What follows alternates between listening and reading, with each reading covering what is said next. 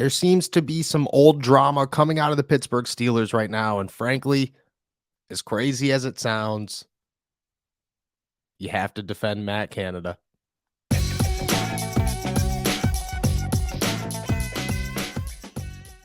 What's going on, everybody? I'm Noah Strackbine. Thank you for jumping on to Steelers to Go, your daily to-go cup of Pittsburgh Steelers news and analysis. Find us on youtube.com/All Steelers Talk and subscribe anywhere you get your podcasts. And today we're going to talk about the Adrian Clem, Matt Canada rumors that are floating around and whether or not the Pittsburgh Steelers made the right move because they backed up their offensive coordinator.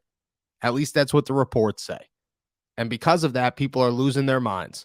Well, they shouldn't have. They should have let go of Matt Canada. They should have kept Adrian Clem, blah, blah, blah. Adrian Clem is now in New England. He was the offensive coordinator for the Oregon Ducks. He's had success since he's left Pittsburgh as their offensive line coach. And people are looking at that.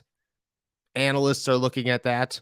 Media is looking at that. And they're running with it and saying, well, the Steelers screwed up because they should have kept him over Matt Canada. This is the reason that broke up. According to ESPN, word out of Pittsburgh is that Clem and offensive coordinator Matt Canada weren't an ideal fit, and head coach Mike Tomlin knew it wouldn't carry into 2022. So he greenlit Clem's early departure. Tomlin publicly commented on Clem at the time, praising his commitment while noting his desire to eliminate the perception of distractions. Clem left in the middle of the season. The Steelers turned to Pat Meyer at the end of the year, which obviously was the right move. And since on, the story has been told in two different directions. Clem should have stayed. The Steelers made a mistake. And also, oh, well, things have improved.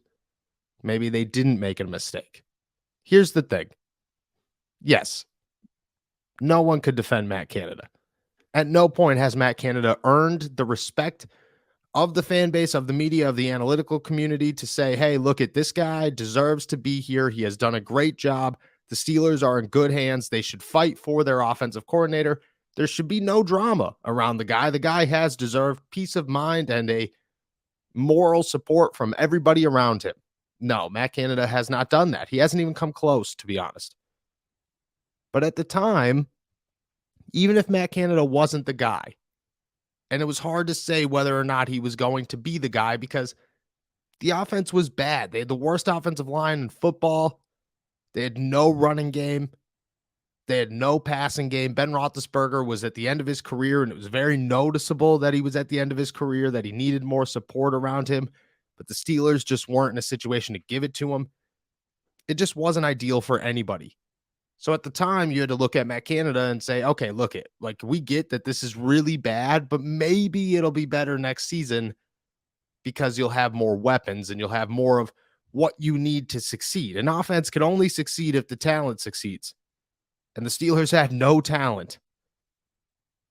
But at the time, the one noticeably terrible place, and I guess this could go both ways, was the offensive line. The Steelers, by the time Adrian Clem left, ranked dead last in rushing yards per attempt, and 25th in rushing touchdowns. They leave. Things do not get much better. And then Pat Meyer comes in. They revamp their offensive line, and things get dramatically better. Najee Harris said it himself that last year was the hardest offensive line he's ever ran behind in his life. And you have to credit that to the coach. Because if you're going to sit here and you're going to bag on Matt Canada, which is all reasonable, you have to sit here and you have to bag on Adrian Clem for what he was able to do with that offensive line, which is nothing. And yeah, they had nobody. They were supposed to start Zach Banner at right tackle. That didn't work out. Chooks had to make the switch over to right tackle. Then Dan Moore, a fourth-round rookie, had to start at left tackle. Kendrick Green, who has evaporated into dust, was the starting center. Kevin Dotson could never stay healthy because of his ankles. And the right guard was Trey Turner. It was a bad place to be for the Pittsburgh Steelers. It was a bad place to be for Adrian Clem. And yeah, he should have left. It was a great career move for him to leave. But people looking back at that and saying, oh, the Steelers made the bad move. They made the wrong decision. I don't know about that one. I don't know if the Steelers did make a bad decision. I think that the Steelers looked at their offense as a whole and said, well, look, our offensive coordinator at least has some hope behind him, but our offensive line does not. And I don't know where Adrian Clem would have went from here. I don't know if things would have progressed and he would have been able to solidify his place in Pittsburgh and kind of helped revamp this offense. I'm not certain about that. At the same time, I'm not certain that he wouldn't have helped Matt Canada if Matt Canada could just get out of his own way and allow people around him to be utilized. Because that seems to be a revolving trend that Matt Canada doesn't work well with people. He doesn't know how to adapt to other people's ideas. That can't be your offensive coordinator. Your offensive coordinator needs to know how to adapt to everybody around him and how to utilize the resources that have been presented to him.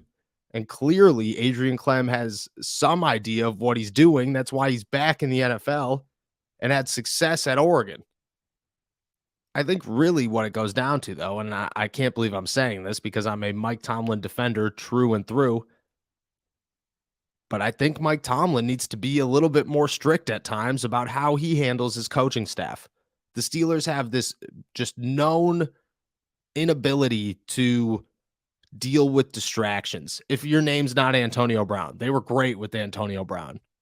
But outside of that, it's been, okay, if you are a distraction, you are gone. We're going to make a funny comment about it in a press conference, and then we're going to move on. We're going to protect our own. It's just like the NFL.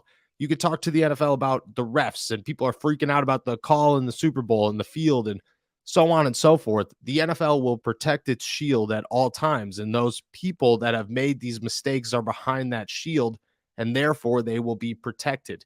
In Pittsburgh, you protect the steel, I guess, the shield of the Steelers. Matt Canada is behind that shield right now, and because of that, you protect him at all costs. Adrian Clem had an opportunity to leave.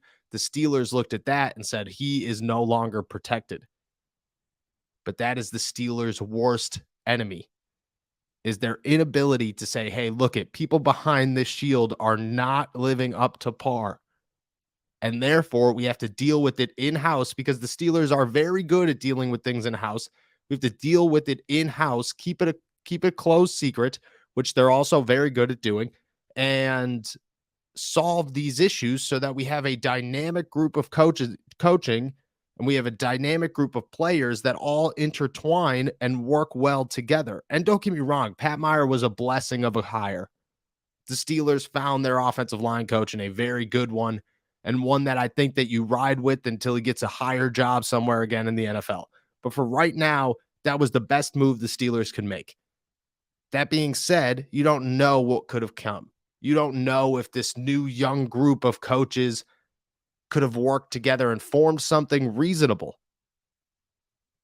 But the Steelers weren't there to live it out and find it out because they just looked at it as a distraction. Mike Tomlin will protect Matt Canada at all costs. He's done it for 2 years now, and it's becoming an issue. You cannot do that. And look, I'm trying very hard to make it clear that I do not think Adrian Clem deserved or was in a position to be defended or to be the guy that stayed over Matt Canada at that time. I think the Steelers made the right move in getting rid of Clem if there was major issues, but I don't know how big those issues were. I don't think that a coaching staff could sit there yelling at each other and saying, you suck, no, you suck. And then the Steelers are just like, well, you got to get out of here. I just don't see that. I think that Adrian Clem had opportunities, and he expressed how he would like to have a bigger name in the Steelers offense. And this is all speculation. Would like to have a bigger role in the Steelers offense, and his ideas didn't click with Matt Canada's, and therefore Matt Canada wasn't about it. And so the Steelers told Clem to basically get out of here. And we've all seen how that's worked because Matt Canada's offense has not worked. And it has not clicked, and it has not gotten any better. Maybe it would have with Adrian Clem. I don't know. But sometimes protecting the shield comes back to bite you in the butt. Sometimes protecting the shield gives you guys like Matt Canada for longer than you need Matt Canada. And in this instance, while it's hard to defend Adrian Clem at the time, thinking about what could have been or realizing that the Steelers, I think this is a better way to put it, realizing that the Steelers were in a position to let things work out and have multiple ideas within the room. You just got to think about where they'd be today. But instead, they're just riding with everything Matt Canada has to offer. And so far, it has not been much. And fans dislike it. Analysts dislike it. And media, well, they're getting roasted for just trying to report how bad he's been. But the Steelers, they're going to protect their shield. And because of it, Matt Canada is always going to stand taller than most, which is the wrong thing to do if you're the Pittsburgh Steelers.